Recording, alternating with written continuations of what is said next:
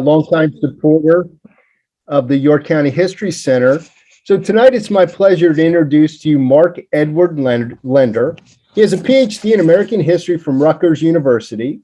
He is professor emeritus of history at Kean University, from which he retired as vice president for academic affairs in 2011.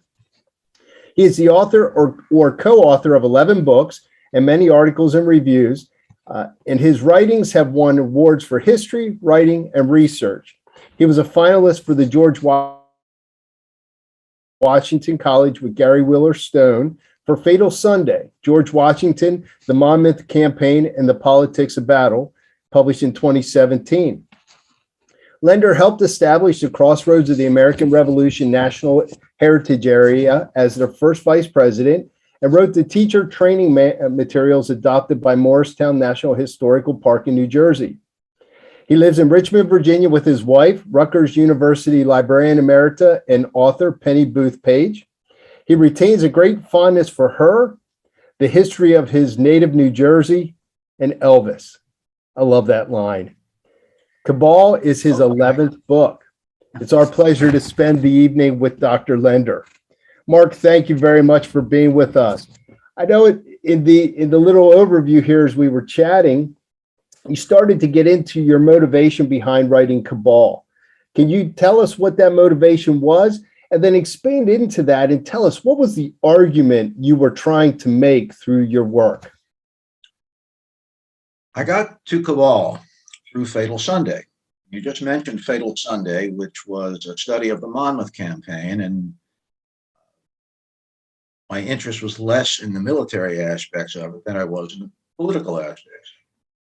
It appeared to me, and ultimately to Gary Wheeler Stone. Gary is an archaeologist, and Gary and I teamed up when it became obvious that making the political argument was really going to depend on what actually happened at Monmouth. And as one of the premier archaeologists of the American War for Independence, and they were digging up the Monmouth battlefield as I was writing the book. Well, we formed rather a natural partnership, and we found some pretty, we were able to really change the narrative of what happened during the Battle of Monmouth. And that was interesting, and we needed it in the book. My interest really was in why this particular campaign was so important for the fortunes of George Washington. Here's a man who really had been under fire politically in 1777 and early 1778. And I wrote our second chapter in the book was in fact called A General Under Fire, and it was an overview of the criticisms Washington had received, a mention of the so-called Conway Cabal, which nobody called it that during the time, by the way, that was 19th century by historians, not by contemporaries. And poor Thomas Conway was probably one of the least influential members of it, but I guess we can go into that. But the criticisms of Washington, cabal, conspiracy, plot, whatever you want to call it, it was pretty severe. And my point was that Washington needed a victory at Monmouth to really secure his place as commander-in-chief of the Continental Army. If he'd had a drawn battle, or if he'd lost at Monmouth and had the Continental Army damaged really early, that could have been it for the man. Now, the critics themselves, and I want to make this point too, it's always been, June, you probably recognize this from your own research and writing, that it's been a good guys, bad guys dichotomy, that those who supported Washington during all of this, in his tribulations, good guys, and those who criticized were the bad guys. I don't think so. What I came away from writing that chapter in Fatal Sunday was that these were congressmen doing their job. If you hired a general, you don't hire him to lose, you hire him to win. Or if not to win, to at least produce politically acceptable military results. That's not what they were getting. So my suggestion in that chapter was that these were patriots, the critics of law. We're talking about John Adams. We're talking about Samuel Adams. We're talking about Benjamin Rush. These are signers of the Declaration of Independence, for crying out loud. Did they want to lose the war? No. They wanted to win it. And they did not think that the man they'd hired to win it was going to get the job done. It comes down to that. So, as being critics of Washington, in effect, they were doing what the civilian employers of a military officer ought to be doing. This questioning what's going on. George, you lost at Brandywine. Pioli was not great. Counterattack Germantown didn't really go too well, did it? What's going on here? Did it go farther than that? I didn't know. The point was that Washington was under political fire. And the Monmouth campaign, he needed desperately to come back with a win, to reassure the public that, one, his leadership was still sound. He was the man to win the war. His vision of how the war ought to be fought was sound. Second, that his army was up to the job. And we have to recall that the Monmouth campaign followed immediately on the Valley Forge win. In fact, to fight at Monmouth, the army marched out of Valley Forge. And the army that marched out of Valley Forge, everybody knew was a different army from the rather dispirited band that marched in December of 1770. But how much better? Nobody knew. They had not been in a major toe-to-toe with the British regulars. Monmouth was a tactical draw. It was never a general engagement. The entire British Army and the entire Continental Army were never locked in battle at any particular time. It was a battle of smaller engagements, quite large, but the main armies did not go head to head. How Henry Clinton got his army back to New York, that's what his orders had failed him to do. Washington needed more than a tactical draw. So there was a political spin campaign orchestrated by Alexander Hamilton, John Lawrence, a member of Washington staff, and the son of Henry Lawrence, the president of the and other loyalists, Henry Knox, chief of Lafayette. And their job was to make sure that Monmouth was not presented as a tactical draw, presented as a major Washington victory. And that was the propaganda spin. James Carville today, or another political analyst, would be right at home with what happened after Monmouth, as they created a pro-Washington spin. And it was very successful. And in doing this, they were able to get rid of Charles Lee, who was an antagonist of Washington and second-ranking officer.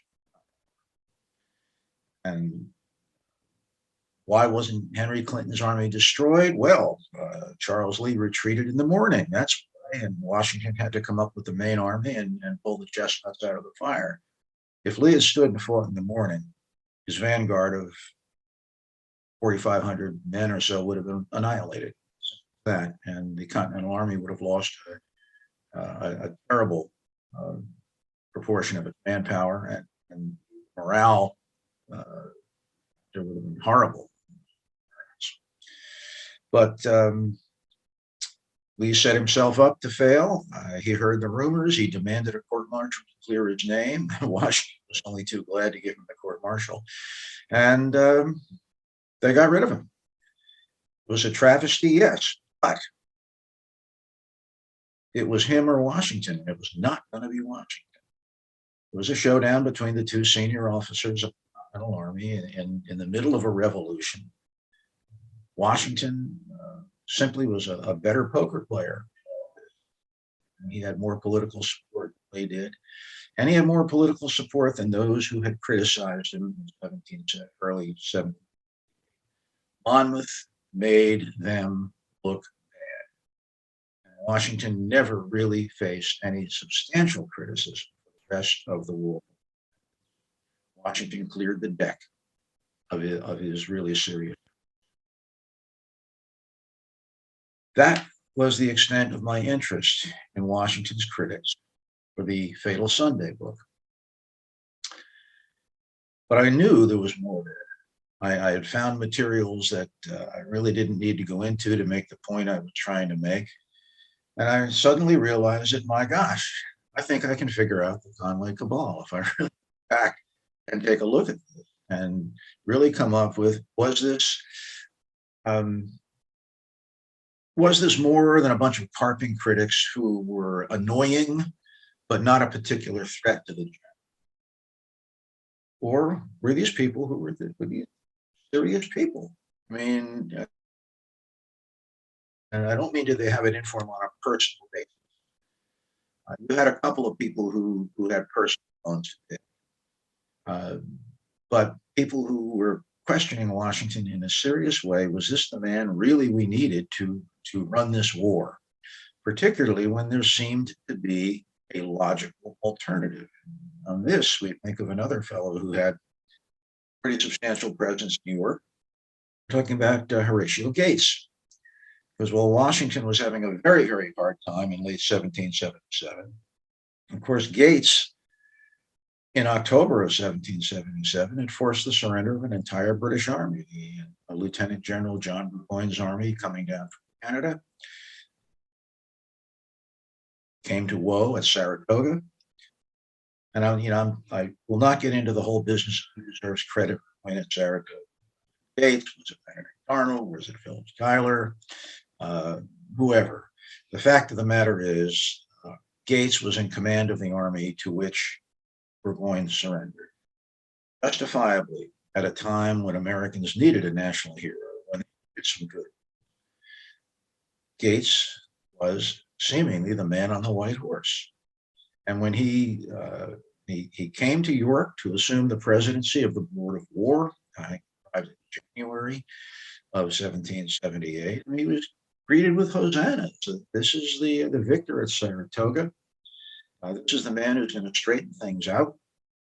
And you got to look at what the history of, or the American legacy of military history. 1778, it was really the history of the French and Indian War. They knew what happened to British generals who did not win against the French. Got fired. One after another got fired. And this was discussed on the floor of a Continental Congress. We know what the British did during the French and Indian War. They got rid of general after general, until they got a war winner, and they got one in Jeffrey Amherst. But when he didn't produce politically acceptable, not keep peace here, there was an Indian war. The British were not even happy with Amherst. They didn't fire him, but they were certainly not overjoyed with that. So to criticize a general who was not winning, that was part of the job, if you were. And they did fire a commander-in-chief who didn't win. There were two commanders, and overlooked this.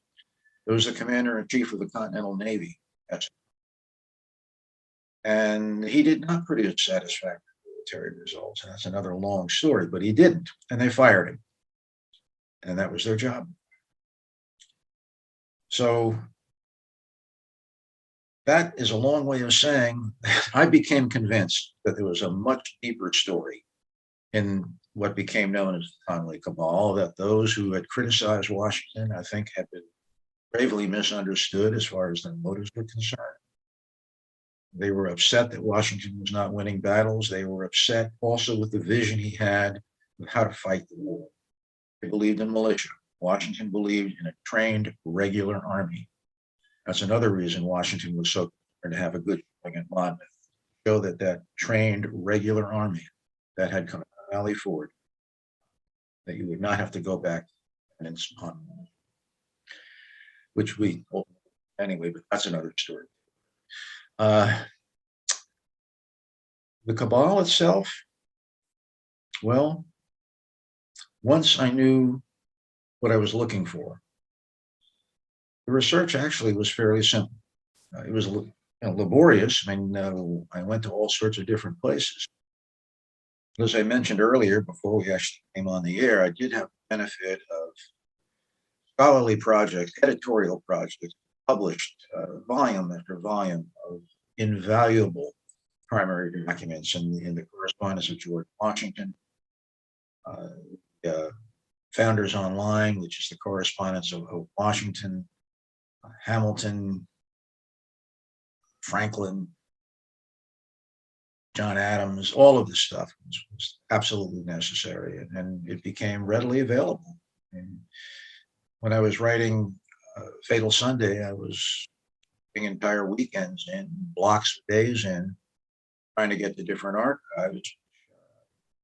Luckily, I kept my notes from all of that. There are archives I was able to get to online this time. It really has, the internet really has changed the nature. Mark, I'd like to explore a path you started to go down. In Cabal, you actually state that Congress differed little from Parliament when confronted with military disappointments. And you talked about how the English punished their generals who were not winning. Can you talk a little bit more about that belief, that win at all cost attitude that the American, the colonists had at that point, and how might that have affected the Cabal or influenced the Cabal? There's a major influence in the Cabal, Scott. The ire of Congress was directed not solely at Washington. There were plenty of Continental generals who did not produce results that Congress appreciated, and it did result in court martials. In most of those court martials, the officers concerned were acquitted with honor, meaning that they were not only deemed not guilty or innocent of charges, but they had done the best they could under the circumstances. Nevertheless, Congress held them to account. A couple of good examples. In July of 1777, before Burgoyne surrendered, Burgoyne took Fort Ticonderoga in upper New York State on the junction of Lakes George and Champlain. Ticonderoga had been considered the American Gibraltar, the bastion that was going to hold back the barbarians from the north. The loss of Ticonderoga was just a political thunderclap. And the two generals most concerned, one was Arthur Sinclair, Pennsylvanian, who commanded at the fort and made the decision at the time that the fort was untenable and that if he didn't get out, he would lose that entire section of the Northern Continental Army. It was a bold decision. It was the right decision because the situation was hopeless. But politically, and he knew it, when he made the decision, he knew he was just going to take all kinds of personal flack, that his reputation would probably go up in smoke. But he did it. He got out. His superior, Philip Schuyler, was also pilloried for not arranging reinforcement and supply for St. Clair. They were both court-martialed at congressional insistence, and frankly, at public insistence. There was this huge outcry. What happened? Horrible. Was it even treason? I mean, were we betrayed from the inside? They were acquitted, but only after a real tussle. John Sullivan, disastrous episode in an attempt to strike the British on Staten Island, came in for enormous. You had Joseph Spencer, who did not perform really well outside of Rhode Island. In the Spencer situation, you had one congressman say, "Look, I understand that this is a really nice guy, a good churchgoer, a firm patriot, but that's not enough. You're supposed to win battles." And that's the attitude that carried through to Washington's situation. And part of Washington, talk about irony. Your success set you up for criticism, and I called it the season of hope. not the first chapter in the book, Washington had really done well after Trenton and Princeton. He trained the army at Morristown. He brought it out fighting in the spring of 1777. And you had some of the most astringent later critics of Washington, James Lovell, a zealot, member of Congress from Massachusetts, Sam Adams, every bit as zealous, and they were just praising Washington to the skies in early 1777. They honestly thought that the war would be over in 1777. Washington was doing so well. He was running the British ragged in the New Jersey countryside. So ragged that when it came time for the British to invade Philadelphia, I mean, if you look at the map, the British spent part of the winter as far west in New Jersey as New Brunswick. That's halfway across the state. And so we got a soundtrack. Okay. It would have been a 3-4 day march across New Jersey to Philadelphia. But William Howe was then the British commander. He didn't dare do it. Washington had come out fighting with a newly trained army, a reinforced army, an army that had learned to cooperate with New Jersey. And Howe was just deadly afraid that if he marched across New Jersey, Washington would drop south from northern New Jersey and cut him off. So instead, it was a disastrous voyage, over a month at sea. His army reached Pennsylvania, where it won, but it was enervated, really very bad. And Washington, of course, had plenty of time to get to Philadelphia before him. But then things fell apart. Congress monitored the situation. They wanted hourly, but not hourly, 2 hourly reports, I think it was. They wanted a report from Washington every 2 hours or so in the run-up to the Battle of Brandywine. And it was right after Brandywine that the critics began to say, what's going on here? And then you had Paoli. The counterattack failed in October at Germantown, and by then the news had come from the north that Burgoyne had surrendered to Gates. So you've got a general who can force an enemy army to surrender, and a general who is getting beaten every time he makes a stand. What was Congress supposed to think? I mean, if you put yourself in that situation, it's no longer good guys against bad guys. It's members of Congress doing their job, which then puts the cabal in an entirely different light. You can then look at the things that Congress did, the concrete steps they did that impinged on Washington's command authority, and all of a sudden they start to make sense. Or if they don't make sense, at least they're not a conspiracy. But they didn't have to conspire. They were the Congress. Or if they weren't the Congress, they were the Congress with senior military officers who lost faith. And other senior patriots who had political influence. They didn't need to conspire. They didn't need to plot. I mean, they had the legal authority to act.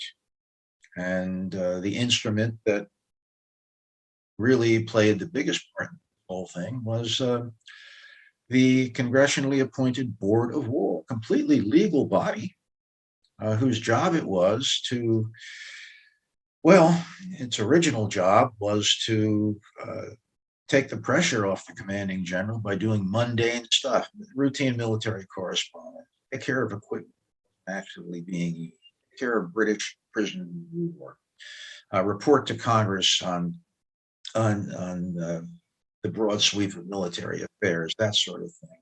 It was never intended to get involved in the daily operations of the army. That was supposed to be left to Washington and the Washington appointed. The trouble really started when the Board of War began to expand its mission. We call it mission creep, or in business sometimes they call it scope creep. In other words, when organization or your committee that is established to do one thing suddenly finds that, hey, I can also do this over here. And it's not necessarily bad. If you can genuinely do it and perform a function for which you were not intended, but you're not hurting anybody else, that's one thing. But if you are deliberately impinging on someone else's authority, and that's what started to happen with the border. And we can go off some of the incidents, but that maybe is getting ahead of things. I don't really want to do it, but it was the border war. Actually, Mark, you're taking us down a good path here. So the cabal was actually bigger than the letter. It was bigger than Conway's letter. And you developed that theme throughout the book of that administrative coup that took place. You want to talk more on that? Well, yeah, sure, but I do love that letter. That whole incident was so much fun. I just digging out what actually happened with that letter, and all the finger pointing, and Washington at his political best, ambushing Gates and everybody else. Just I don't know how many duels we had coming out of, or at least challenges to duels coming out of that letter. That letter is the of so much previous attention to the so-called Conway Cabal, and that was really a side thing. It was proof positive to Washington that Horatio Gates was not his friend, no doubt about that, and that there were others who were not his friends. By this time, he had no use for Thomas Conway either. But yeah, the real cabal, such as it was the Board of War. And the Board of War was supported. Originally, what was it? Originally, it started in 1776, and it was composed of members of Congress. It was set up as a committee to take charge of the administrative aspects of the war effort, but it was very, very difficult to run. It was set up because Congress is doing all sorts of things. It had the politics of dealing with 13 different state governments. It had international diplomacy to deal with. It had Indian affairs to deal with. It had finance to deal with. Well, we can't all be running the war effort, so we appoint this Board of War. We appoint several members of Congress to. Well, what sense did that make? You simply take these 5 members of Congress who have got congressional duties anyway, then on them you load on the additional responsibility of being on the Board of War. The president of the Board of War was John Adams. And he looked back later on and said, in my entire course of revolutionary career, that's the toughest job I ever did. Because it was impossible to do it and still do other things. So in 1777, they reorganized the Board of War, and it would have no members of Congress. The professionals in finance, people with expertise and experience in military administration. The key man in organizing it and consulting with Congress was another Pennsylvanian, Thomas Mifflin.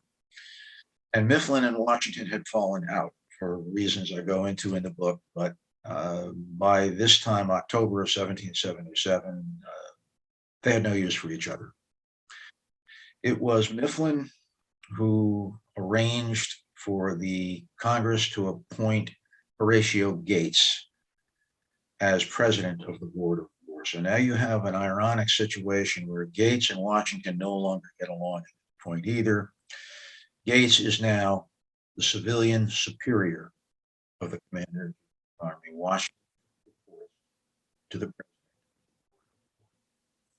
Which we'll talk about all. This was look, armies are then, as they are now, large organizations. There's all kinds of personalities in them. Those of you who are veterans have seen this firsthand, right on down to the platoon level. Even if you don't get along on a personal basis, supposedly, with any luck, you can cooperate professionally. But personal perspectives, personalities do get involved. And the personal relationship between Washington and Gates can at best be called correct. But even that's stretching it. by early 1778, even that is stretching.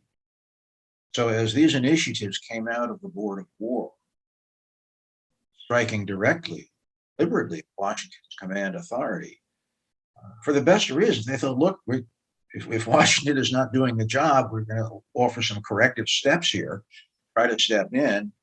But you can imagine how Washington felt, or if you can't imagine it, you can read it in the book. I hope I out there.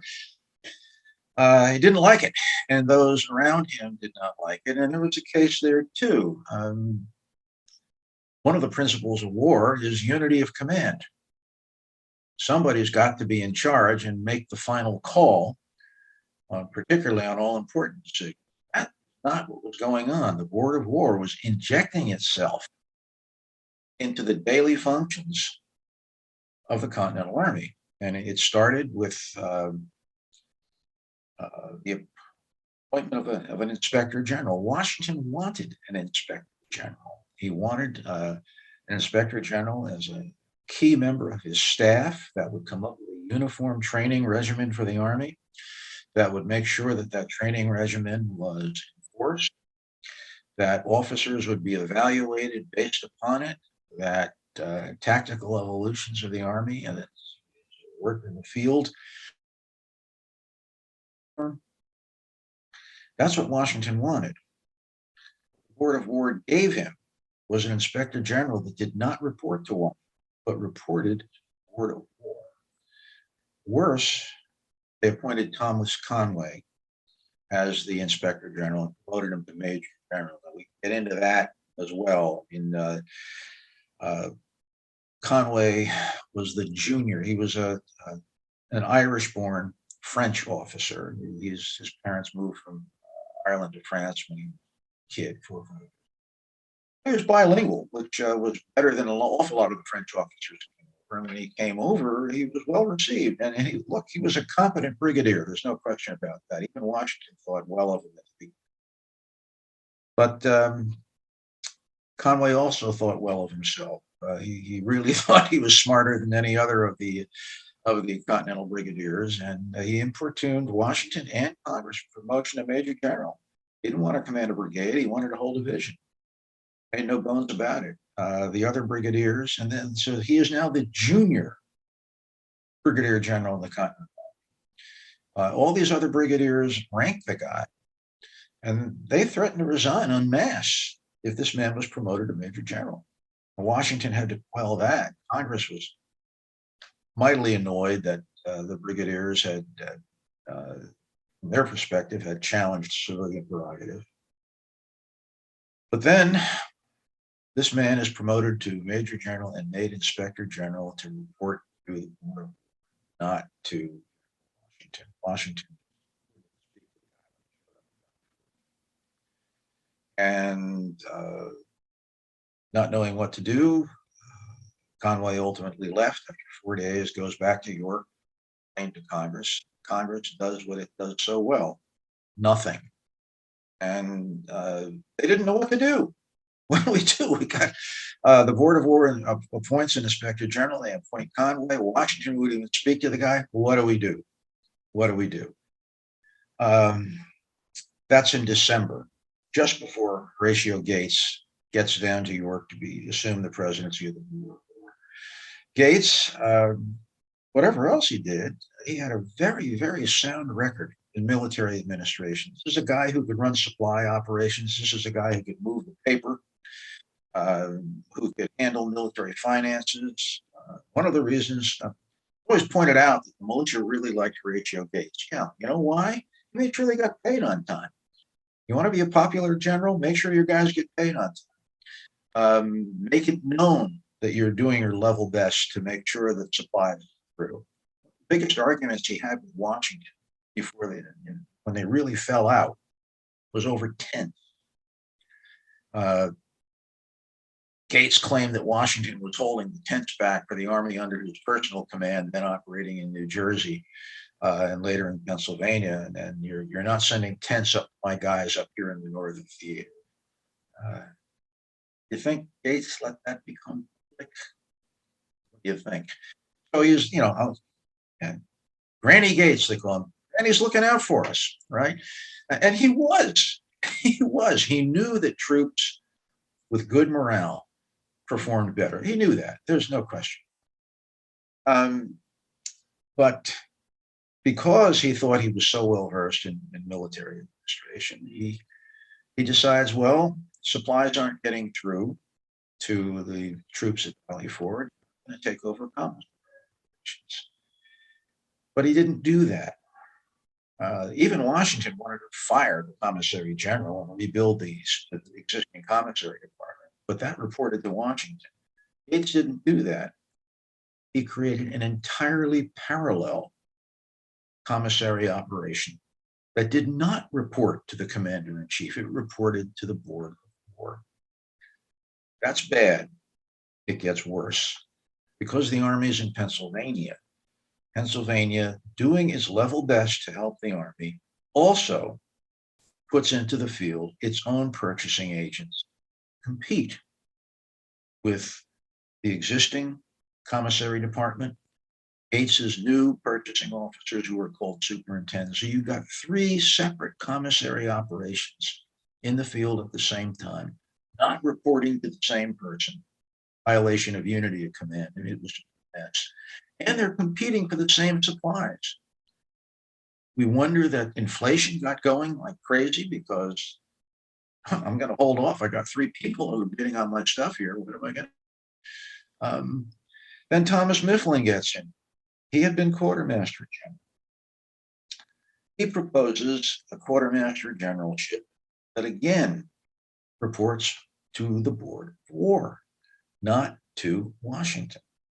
And it was such a convoluted organizational scheme that Mifflin had proposed. I mean, we wouldn't even go into that right now. It was just broken down into 5 large elements. The commissary general himself having surprisingly little control because he wasn't even going to handle money outside of just literally out-of-pocket expenses. Again, the commissary general and the quartermaster general are key people who should be reporting to the commander-in-chief along with these. Washington ultimately won those administrative battles, but not without, I mean, they were just knocked down, drag out political tussle, which Washington won when Congress, concerned by all of this going on, appointed what was called a committee at camp. You had 5 members of Congress who left York and traveled to Valley. Now, there's an old political adage that whoever sets the agenda wins the election. And Washington knew they were coming. So he sat down with Alexander Hamilton and he came up with literally a manifesto, brilliantly argued, cogently on what the army needed and how it needed to get those things. And the emphasis was on unity of command. We need an inspector general, but he's got to be my guy. You've got to replace a commissary general with someone who's competent and one commissary operation and a recruit. We need a quartermaster general. That's a key administrative position, and it's got to report to General Washington. Ultimately, Washington got everybody he wanted, but it took months. The first Mark, do you think is there any significance that Congress did not send Mifflin, Gates, and Pickering to Valley Forge? Do you see that as a significant move? Oh yeah. Congress by this time, Henry Lawrence by this time was very much concerned. I mean, Lawrence really was concerned that actual plotting was going on. I didn't find that. I mean, you didn't need to plot if you had the. But Lawrence was very concerned that Washington was not only under fire, but that fire was reaching critical mass.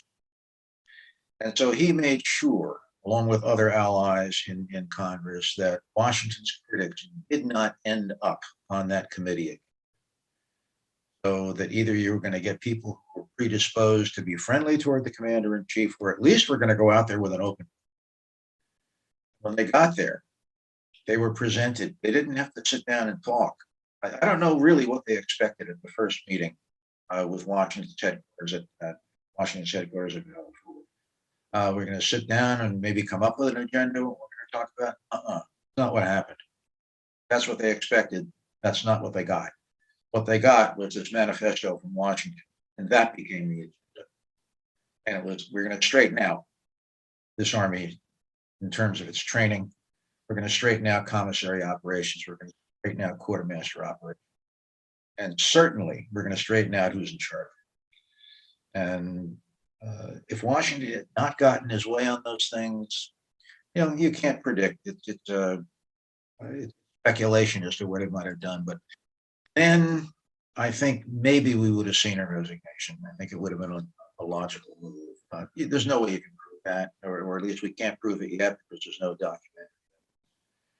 But Washington went to great lengths to set that agenda. He went to great lengths to stall on some of the negotiations until he knew that Congress was coming around. I insisted through the whole book that there's a difference between a general and a commander-in-chief. A commander-in-chief really has to see the whole. He's got to have the political skills to keep disparate personalities operating together to deal not only with the military aspect of things, but with the civilian political aspect of things. Washington proved eminently capable of doing that when the straw that broke the camel's back, really the so-called eruption into Canada, Gates decided it's time to take another throw at invading province of Quebec, throwing the British out of Canada, bringing, if nothing else, bringing Quebec onto the side of revolution. Failed in 1705. Now, you can imagine Washington's reaction to this. This is an invasion that is going to be not responsible to the commander-in-chief. The invasion would be staged and staged by and responsible to the war, led by officers not appointed by Washington, but appointed by the war, which leads us to our toast in York as the designated commander of the eruption into Canada, as it was called, was Lafayette. With the assumption that his second in command would probably be calling the shots, because Lafayette was how old at this time? Not even 21, maybe just 21. But second in command and would be none other than Thomas Conway, not exactly Washington, right? So how an army that was on the verge of dissolution in February of 1777 is going to stage an invasion of Canada is anyone's guess. Washington felt really and absolutely ridiculous, not from a strictly military. He was appalled that this would be done without even checking. Found out, not during the planning stage. He found out about it in a letter from Horatio Gates saying this. By the way, immediately Lafayette to Albany, New York, where he meet with Thomas Conway and organize this thing, get the invasion underway.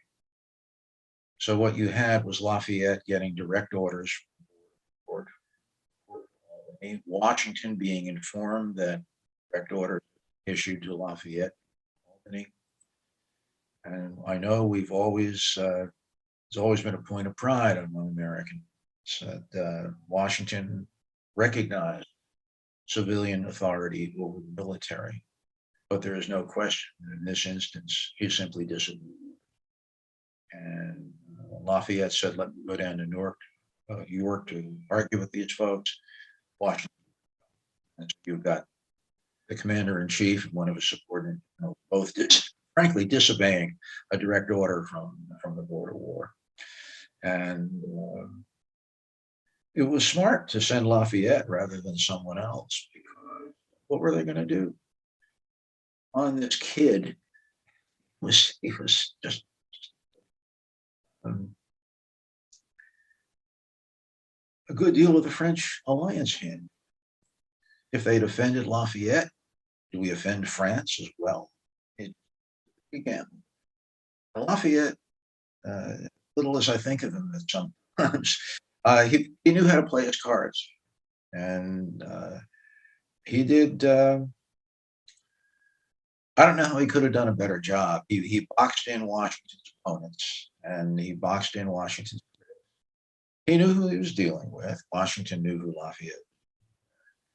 And if indeed he offered that toast and made them drink to it, wouldn't it all be surprised?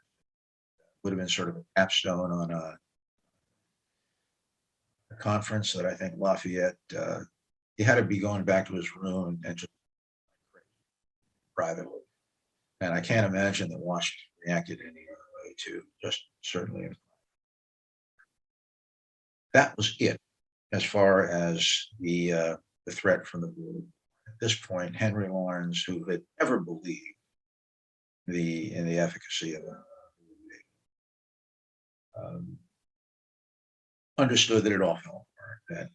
That all of a sudden, Congress gave way on the Inspector General. They appointed Dubin full time, got rid of the structure for commissary reforms that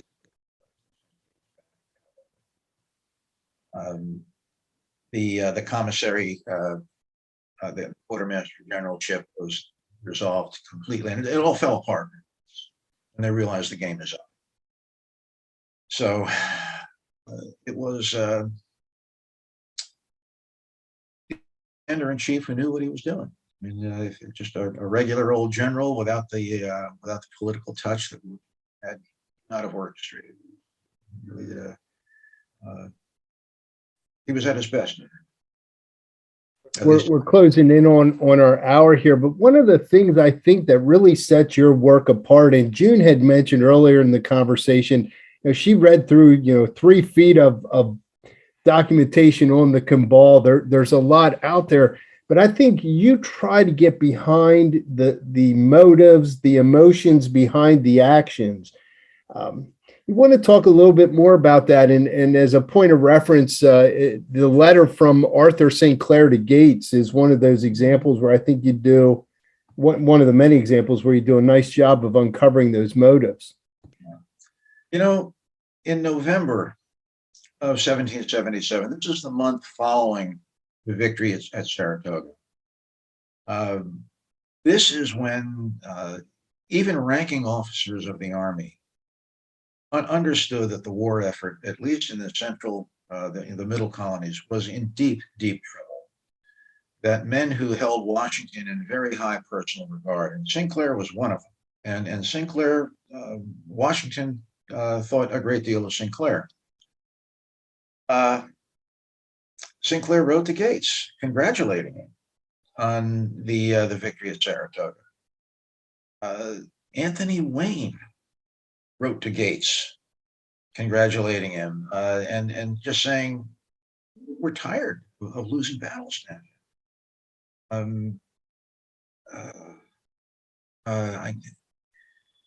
There were lesser known officers who also wrote Gates. I think I found over a dozen of them.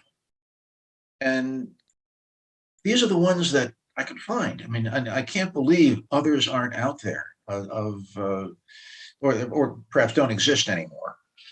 Didn't end up in an archive somewhere of people reaching out to the man who they thought just might be able to reverse this tide of defeat.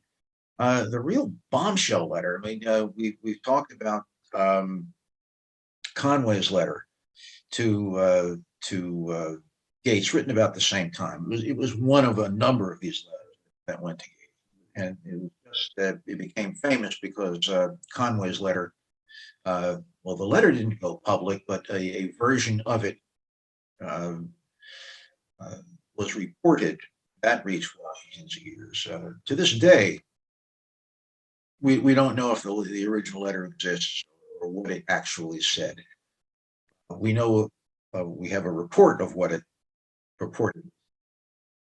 But The real bombshell letter was from Major General Thomas Mifflin, where had this gone public, it would have been, the reaction would have been volcanic.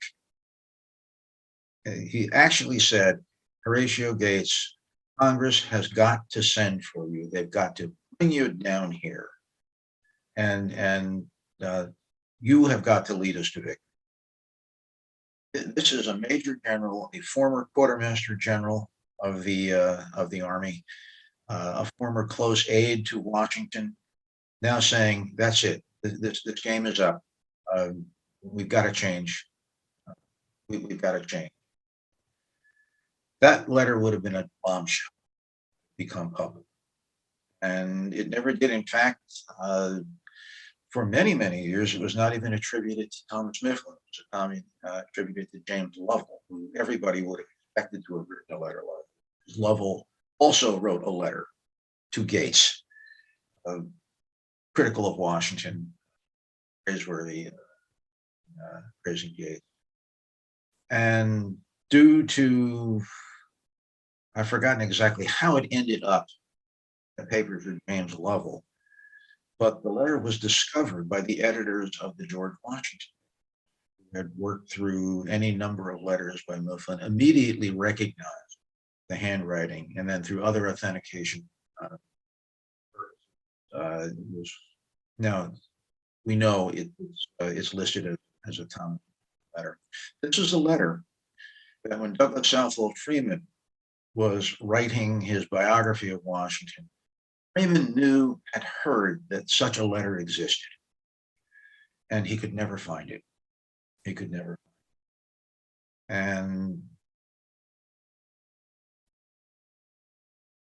going from that letter, you can see what Mifflin's influence on the Board of War really was. He really believed that Washington, his authority had to be curtailed. The Board of War had to step in and correct that they saw in Washington. And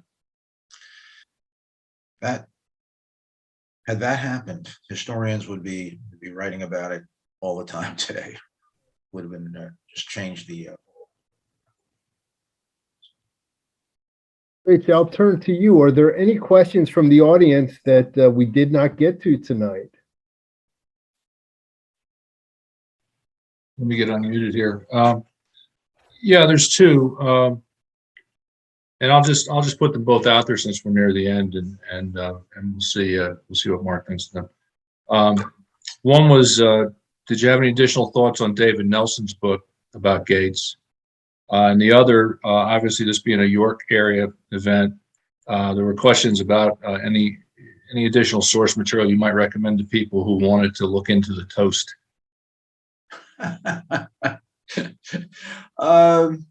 Let's take the second one first. No, I think the literature on the toast is what's out there right now is about, unless somebody comes up with something shockingly new, that's about as far as we're going to get right now. As I mentioned, I think before we went on the air, if the story isn't true, it ought to be.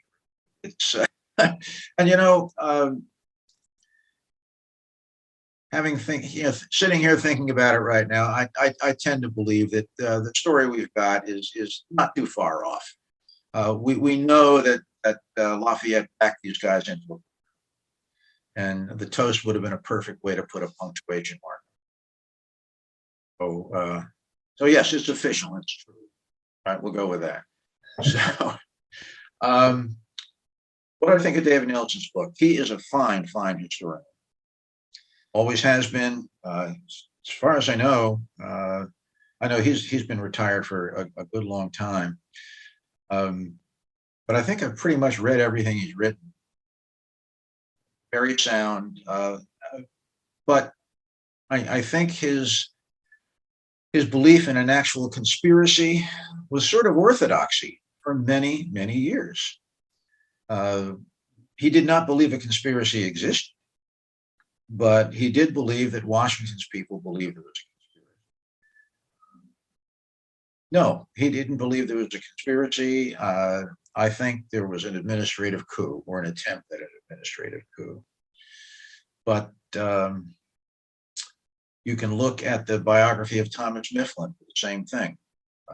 They just don't see this as anything more than just an annoyance, carping critics who really didn't pose a threat to Washington and Washington's inner circle. They didn't overreact. They knew what they saw. They reacted quite vigorously, but in defense of the commander-in-chief, quite appropriate.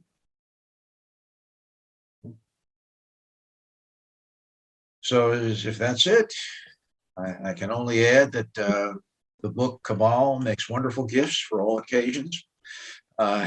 Multiple copies belong on every bookshelf. So, but I do thank you for the invitation. I thoroughly enjoyed this, and I wish your book club all the best. Book clubs are great things, and I hope yours goes well. And you live in an interesting area. A lot going on in New York, and I think you got a lot to talk about.